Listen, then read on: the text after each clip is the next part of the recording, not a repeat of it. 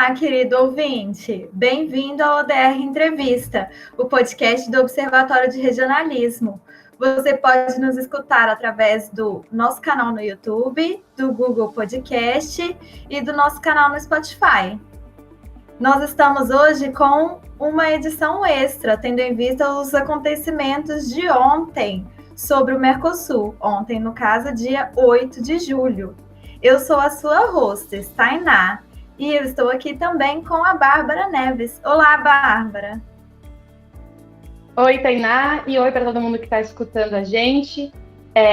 Hoje a gente tem, então, essa edição extra do ODR Podcast para discutir os últimos acontecimentos e para trazer informações e explicar o que está acontecendo no âmbito regional e no âmbito do Mercosul. A gente tem como convidada hoje a professora Regiane Nit Bressan, mestre e doutora em Integração da América Latina pela Universidade de São Paulo, a USP, professora da Universidade Federal de São Paulo, a Unifesp, e também professora do Programa de Pós-Graduação em Relações Internacionais Santiago Dantas. Além disso, a professora Regiane é coordenadora do Observatório de Regionalismo, esse espaço de desenvolvimento desse podcast. Então, primeiramente, muito bem-vinda, professora Regiane, e agradecer a todo mundo que está escutando a gente. Olá, muito obrigada pelo convite. Bom, então, para começar, nossa primeira pergunta está relacionada aos últimos acontecimentos do dia 7 e 8 de julho de 2021. No dia 7 de julho, a gente teve um comunicado oficial de imprensa do Ministério de Relações Exteriores do Uruguai, comunicando que, a partir de então, a partir do dia 7 de julho, o Uruguai começará a conversar com terceiros para negociar acordos comerciais extra-zona, focando nessa defesa de modernização do bloco regional através de uma agenda de negociações externas que seja ágil, dinâmica, flexível e permanente.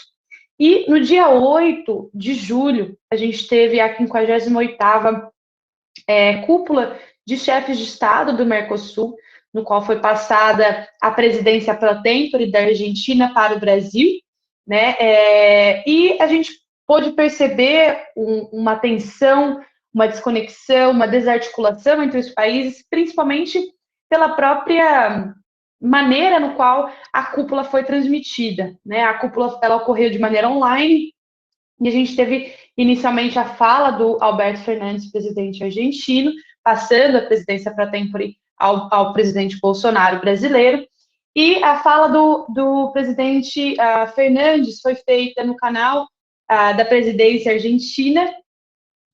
Logo após o final dessa fala, foi fechada a transmissão. A fala do presidente Bolsonaro foi feita no canal do Planalto brasileiro, no YouTube, e depois a gente não teve acesso às falas dos outros membros participantes dessa reunião. Então, a gente tem ali um momento crítico em relação ao próprio futuro do Mercosul. Então, em relação a isso, professora, eu gostaria de saber como que a gente chegou a esse ponto, ao que a gente está vivendo, o que explica essa desarticulação no âmbito do Mercosul no momento atual? Bom, vamos começar tentando entender, explicando esse imbróglio dentro do Mercosul. Como a Bárbara já contextualizou, o Uruguai anunciou no dia 7 de julho que vai começar a fazer acordos de livre comércio fora do Mercosul. O que significa isso? Bom, o Mercosul, firmado há 30 anos, pretende, a partir do seu Tratado de Assunção, ser um mercado comum. O mercado comum, dentre as etapas de integração econômica, situa-se na terceira etapa. Então, o Mercosul pretenderia ser um mercado comum, onde teremos 4 liberdades: de serviços, de capital, de bens e de pessoas. Bom, o Mercosul não atingiu, nesses 30 anos, um mercado comum, mas ele encontra-se na segunda etapa de maneira imperfeita, que é uma união aduaneira. Na união aduaneira, os países, além de já terem estabelecido livre comércio entre eles, deverão estabelecer uma tarifa externa comum. O que significa isso? Acordos feitos pelos países, com países terceiros ao bloco, esses acordos devem ser feitos via bloco. Então, os países, eles não têm a liberdade atualmente de negociarem individualmente. Por quê? Porque existe uma política comercial comum. Isso significa que para estabelecer uma TEC, uma tarifa externa comum, existe uma política de quais produtos entram dentro dessa pauta. Isso o Mercosul está fazendo desde o seu princípio, estabelecendo uma política comercial comum.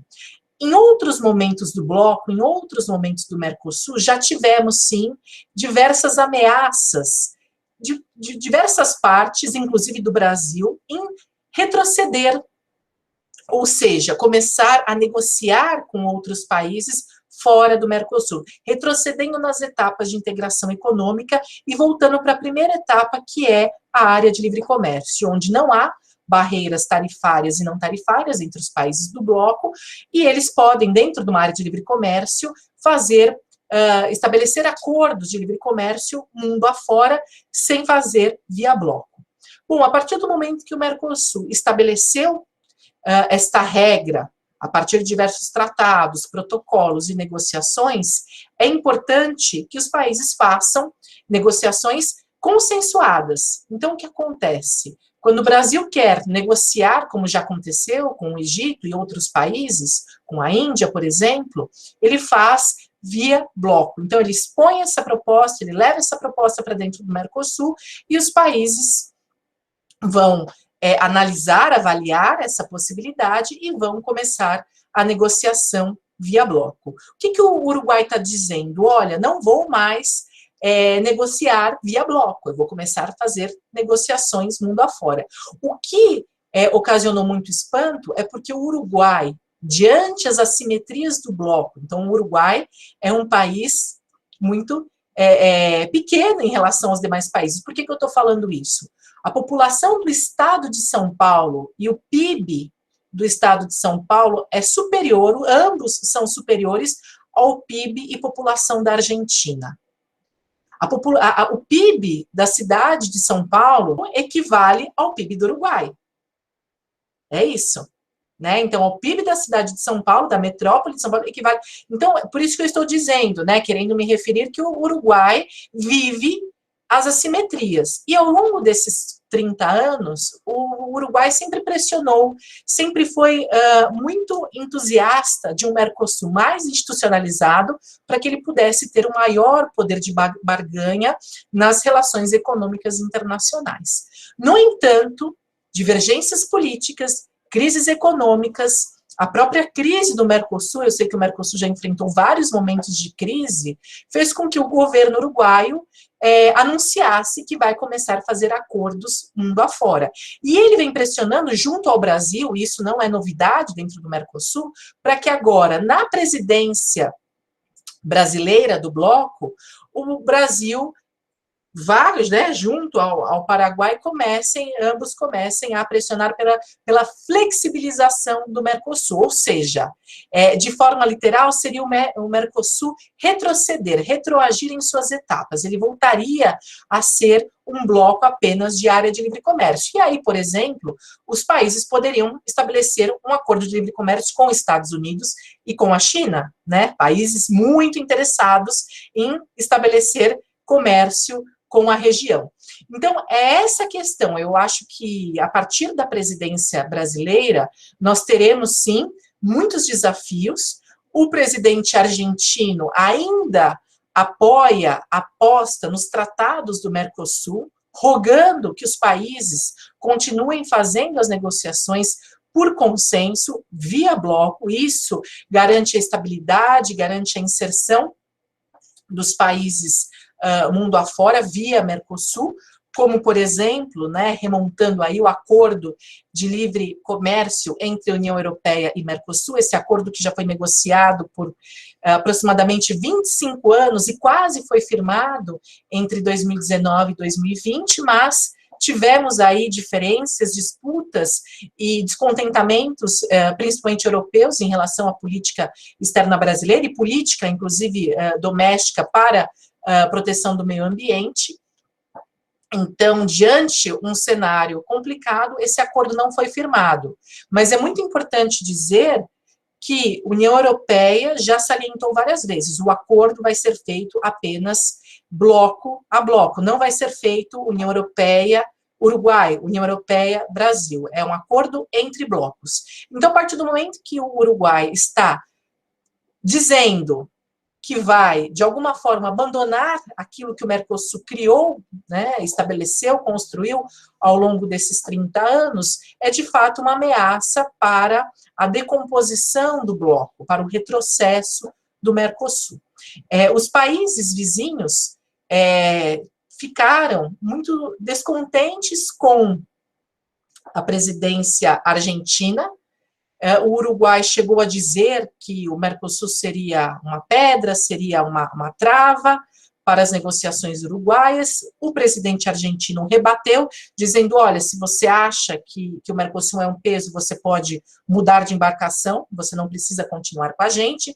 Então, estamos num momento em que, diante tantas divergências, não está tendo um diálogo político para se retomar dentro de uma esfera de negociação regional os tratados, aquilo que já foi acordado no Mercosul. O Paraguai, diante de tudo isso, se mostra, está bastante silenciado, mas cada vez mais parece que ele está junto ao Uruguai. Então, os países, é possível que eles acabem isolando a Argentina e pressionando por um retrocesso do Mercosul, o que de fato acaba desmontando, desconstruindo esse bloco que hoje é o núcleo duro da integração latino-americana. Nós temos blocos mais antigos, como a própria comunidade andina, que avançou muito institucionalmente, mas hoje está bastante fragmentada, dividida entre a ALBA e a Aliança do Pacífico. Então, o Mercosul, ele ainda representa o núcleo duro da integração latino-americana. Essa desconstrução que parece começar com essa decisão uruguaia, com as ameaças brasileiras no discurso de ontem, porque o discurso do presidente Bolsonaro também foi nesse sentido. Nós não podemos nos esquecer que, desde 2016, o Brasil vem tendo uma postura de desconstruir o Mercosul, ou seja, de retroagir nas etapas, inclusive. Então, o ex-ministro de Relações Exteriores, José Serra, lá em 2010, quando foi candidato à presidência brasileira, já estava coordenado junto às elites econômicas, por exemplo, da Fiesp, pressionando para que o Mercosul voltasse a ser uma área de livre comércio. E quando ele assumiu o Ministério das Relações Exteriores do Brasil, ele já começou a trabalhar nessa seara, inclusive convidando o Uruguai a negociar mundo afora apenas os dois. Então, esse momento, ele não surgiu do nada, né? Ele se deflagrou agora, mas nós já temos anos sequenciais de disputas, de divergências, e, claro, para finalizar, as diferenças político-ideológicas entre os países do Mercosul também acabam por minar mais um momento em que a crise econômica se instaurou diante a crise da própria pandemia e crise sanitária que todos nós estamos vivendo.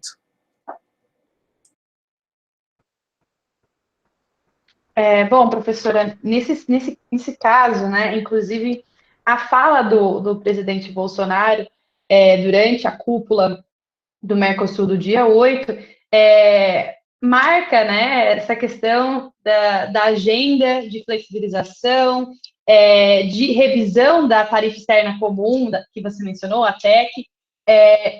Eu gostaria de saber, então, quais são as perspectivas futuras, nem seja no curto prazo, né, para esse ano que o Brasil vai assumir a presidência pro tempore, quais são as perspectivas e expectativas em relação ao Mercosul? A paralisação, retrocesso, avanço, o que a gente pode esperar desse próximo ano do Mercosul sobre a presidência pro tempore do Brasil? Juntamente com a Bárbara, eu queria aproveitar e fazer uma pergunta sobre outros cenários, né? Outros cenários possíveis. A gente tem visto aí que a integração ela não está sendo desafiada só do Mercosul, todas as regiões elas estão enfrentando algum tipo de desafio, né? Mesmo ou em negociações multilaterais também. Então, o que a gente tem visto no geral em cenários de crise no Mercosul e em outros casos é que ou existe uma adaptação ou então existe uma desconstrução, né, do projeto. Quais que são as outras possibilidades que existem? Às vezes a gente está vendo o processo de adesão até mesmo de outros países do Mercosul, pensar na ideia de uma construção de um Mercosul que não seja voltado unicamente para o Cone Sul, mas que se reinvente. Quais que seriam, né, outros cenários possíveis que não a desconstrução? Ontem, na reunião de cúpula presidencial, onde foi passado, né, a presidência da Argentina para o Brasil, nós já identificamos a desunião, a desarticulação dos presidentes, das lideranças, quando as transmissões, já que o evento foi totalmente remoto, online, as transmissões foram separadas. Então, o governo argentino transmitiu o pronunciamento do presidente argentino. O Planalto Nacional transmitiu o pronunciamento do presidente Bolsonaro daquela cúpula. E cortou a transmissão. Os demais países que fizeram também seus pronunciamentos não transmitiram, né, não foi transmitido esse conteúdo. Então, é uma decisão que pode parecer técnica, mas ela revela, ela denota a desunião, a desarticulação do próprio Mercosul. Não fez nenhum sentido que as transmissões fossem separadas. Então, contando um pouco, tentando explicar um pouco sobre a previsão aí para o próximo semestre, é que nós continuaremos enfrentando uma desunião, uma desarticulação, uma crise dentre os países. A gente precisa pontuar que o Mercosul ele já vinha, né, com várias questões que sempre acabaram criando desafios ao bloco. Então, por exemplo, o Mercosul nunca avançou em suas instituições. As instituições do Mercosul há 30 anos continuam sendo intergovernamentais, não há instituições supranacionais. Supranacionais seriam instituições que teriam algum poder acima dos estados. Por que eu estou falando isso? A União Europeia, que é o nosso principal exemplo, é o bloco que mais avançou no regionalismo mundial, já tem instituições supranacionais, já desenvolveu essas instâncias. Dessa forma, além das instituições serem basicamente intergovernamentais, muitas vezes existe aí um poder muito centrado na mão dos governos, do executivo, dos presidentes. Isso faz com que, quando se muda o governo, quando existe uma troca de governo, sobretudo, quando se muda o espectro ideológico daquele governo, o Mercosul se torna refém dos interesses daquele governo, ou seja, a nossa integração não é uma política de Estado, mas sim uma política de governo. Então, o Mercosul se mantém sempre refém dessas alterações. Para a gente pensar numa mudança de cenário, a gente tinha que pensar no Mercosul que propiciasse a participação de outras elites, não apenas políticas, mas também econômicas, sindicais, para que todas essas vislumbrassem ganhos dentro da integração. Só assim elas teriam maior comprometimento, entusiasmo, e a própria integração passasse a compor uma agenda de Estado, não apenas uma agenda de governo. Com isso, teríamos uma ampliação da agenda da integração. Então, nós poderíamos avançar o Mercosul para dois lados, ou incorporar mais membros, como já está sendo feito, né? A Bolívia é um país que sempre sinalizou o interesse de ingressar no Mercosul. A Venezuela esteve por um tempo, por aproximadamente 4 anos, dentro do Mercosul, mas ela foi suspensa, justamente no momento de muita divergência político-ideológica. Então, o Mercosul pode ampliar nessa esfera de membros, mas pode se aprofundar nas temáticas, na agenda, na pauta, incorporando cada vez mais a sociedade civil, inclusive, organizada. Com isso, o Mercosul poderia, o quê? Contemplar ganhos para todos. E aí ele passaria a compor uma agenda de Estado. Por que eu estou aqui defendendo o Mercosul? Porque nós temos problemas de interdependência. O que seria interdependência? Os países do mundo sempre vão enfrentar questões comuns, problemas, desafios comuns.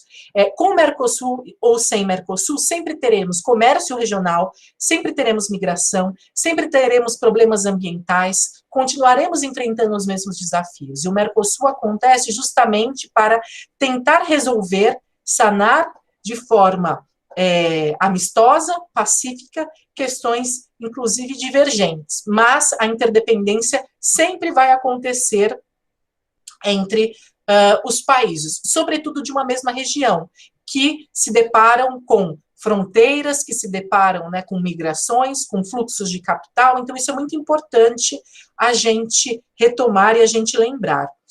Além disso, é importante também falar da liderança que o Brasil exerce regionalmente. O Brasil é um país muito maior do que seus vizinhos, faz fronteira com quase todos os países da América do Sul.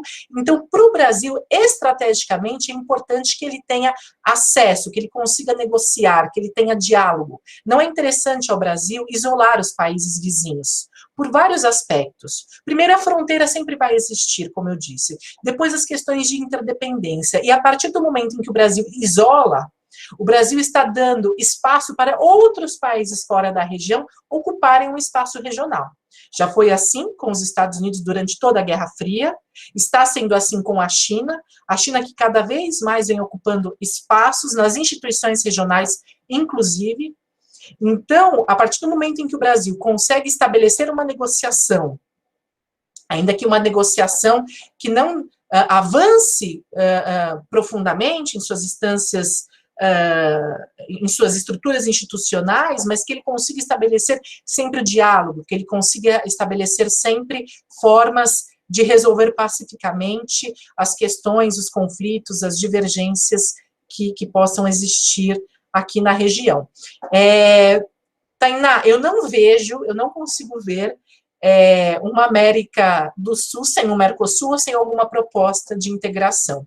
A gente sabe que desde o começo dos anos 90, as relações internacionais elas se reorganizaram com o fim da Guerra Fria e houve a tendência do regionalismo. Então, os processos de integração estão presentes em todas as partes do mundo. Eu não consigo vislumbrar a nossa região sem uma organização regional, sem um intento regional para que os países possam cuidar dos seus países, dos seus vizinhos, colocar ali suas intenções e seus interesses, fazer cooperação, que é a melhor forma de lidar com a interdependência. Então, eu acho, Tainá, que a partir de algumas mudanças nesses pontos que eu coloquei, incluindo essa seara de ampliação da agenda, de ampliação da participação de elites, de sociedade civil, de uma negociação por outras partes, incluindo outros estados, se for o caso, seria aí o melhor para o bloco. Eu quero mais uma vez agradecer a oportunidade de falar aqui para vocês sobre as dificuldades que o Mercosul vem enfrentando e a crise, né, colocada nessa passagem aí de presidência. Mais uma vez, muito obrigada. Nós que agradecemos, professora Regiane, pelas suas excelentes falas, pela sua contribuição, para a gente entender o que está acontecendo agora e poder, de alguma maneira, buscar entender o que pode ser o futuro, né? Como ele pode se desenvolver, tanto no âmbito de oportunidades quanto no âmbito de possíveis dificuldades. Então, agradecer e eu passo a palavra para a Tainá. Obrigada, pessoal. Foi muito interessante hoje ter esse episódio aqui com a professora Regiane. Realmente, resiliência, né, tem sido uma palavra frequentemente usada para descrever o Mercosul. Vamos ver se, frente a esse cenário, existe vontade política suficiente para o bloco se provar resiliente mais uma vez. Muito obrigada ao ouvinte por ter escutado o nosso episódio de hoje.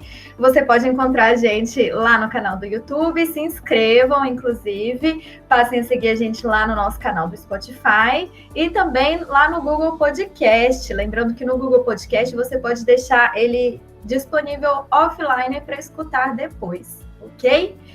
Você também pode acompanhar as atualizações do Observatório de Regionalismo. Nós estamos no Twitter, no LinkedIn e no Facebook, ok? Obrigada, querido ouvinte, e eu te vejo no próximo episódio.